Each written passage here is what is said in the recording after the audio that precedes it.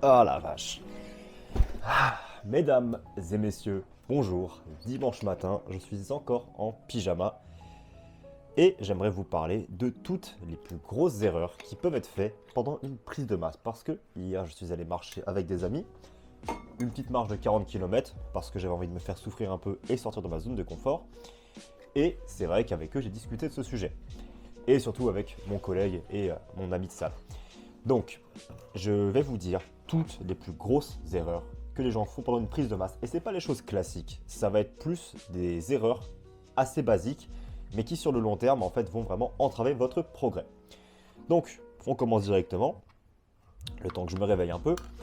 Le numéro 1, ça va être bien sûr un trop gros surplus. D'accord? On a des études très récentes actuellement qui nous démontrent que manger plus ne donnera pas plus de muscles, d'accord? Seulement plus de graisse. Si tu prends deux personnes, une qui mange un surplus de 600 calories et une un surplus de 150 calories, la seule différence, c'est qu'il y en a un qui prendra beaucoup plus de graisse. Donc faites très attention à ne pas trop manger, d'accord? Ce n'est pas une excuse pour partir complètement en vrille et manger des fast-foods et tout ce qui vous passe par la tête. Même si bien sûr il faut manger beaucoup, si vous êtes quelqu'un comme moi qui prend du poids facilement, ne vous laissez pas entraîner là-dedans, d'accord? Deuxième chose, ça va être pas assez de surplus. Parce que comme je l'ai dit, et comme beaucoup de gens le savent actuellement, il ne faut pas beaucoup de calories en plus pour prendre du muscle, d'accord? Il te faut seulement 50, 150 calories au-dessus ou même la maintenance. Le problème, c'est que traquer des calories à la ligne près, c'est vraiment très compliqué. Parce que les labels mentent sur les nourritures, on se dépense différemment tous les jours. Tu auras des jours où tu vas marcher beaucoup, d'autres tu ne vas pas marcher du tout. Des jours tu vas te dépenser plus parce que tu vas aller quelque part en vélo, d'autres non.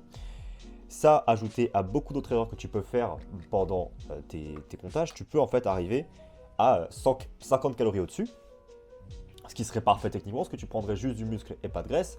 Sauf que derrière ça, en fait, tu t'es tellement dépensé que tu n'as même pas ce surplus. C'est deux choses qui s'opposent, ce que je viens de dire. Numéro un, trop gros déficit, trop gros surplus. Et numéro 2, pas assez de surplus.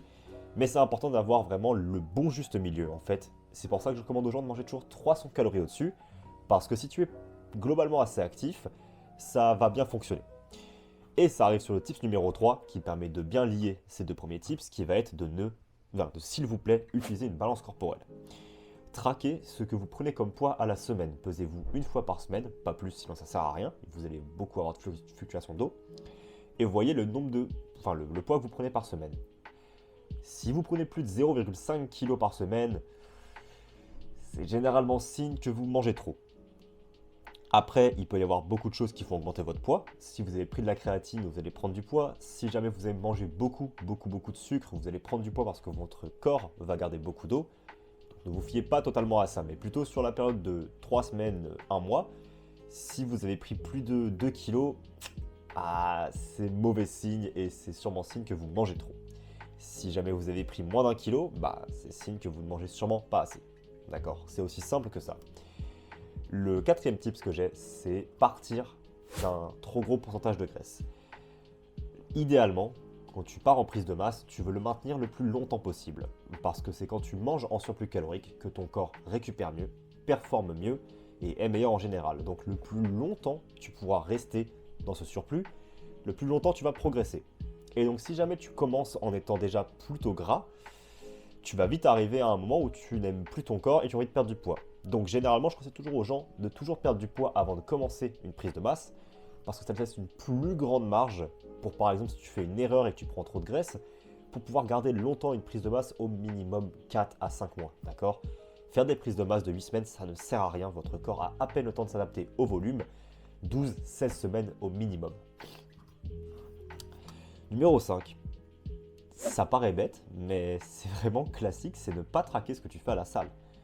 Au final, il y a un moment où on se croit supérieur et on se dit ok non c'est bon, je sais ce que je fais, je vais à la salle. Et en fait, tu ne traques pas vraiment ce que tu fais et tu ne progresses pas assez à la semaine. Ce qui fait que tu ne donnes pas assez de stimulus à ton corps ou tu en donnes beaucoup trop sans réelle raison et tu fais que changer d'exercice. Traquez ce que vous faites à la salle, utilisez un Excel, utilisez l'application Notion, utilisez un cahier, utilisez quoi que ce soit qui vous permet de voir vos choses que vous faites tous les jours. Idéalement les répéter pendant une période de 6 semaines et idéalement progresser à chaque fois, que ce soit en poids, en répétition, en série. Ok?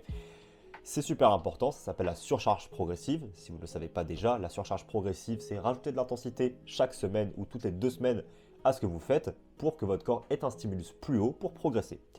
Super important, vraiment, il y a très peu de gens qui le font précisément et c'est pourtant un des facteurs les plus importants si tu veux progresser en étant totalement naturel. Et du coup, le 6e, c'est surtraquer ses calories. Donc c'est un peu pareil que le 2e que j'ai donné. Vous ne pourrez jamais être à 100% précis sur votre prise de masse. C'est impossible.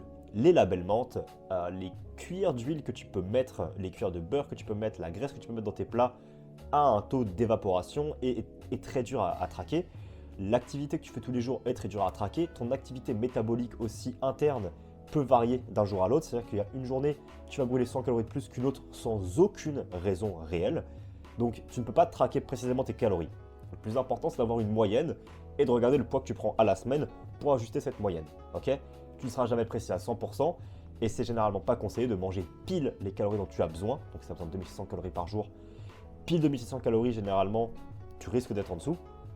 Mange au moins 100-200 calories au-dessus pour être safe. D'accord ? C'est tout pour moi. C'était une vidéo très rapide du matin avec mes meilleurs tips. Je vais continuer en me réveillant, en buvant mon petit maté et je vous souhaite une agréable journée.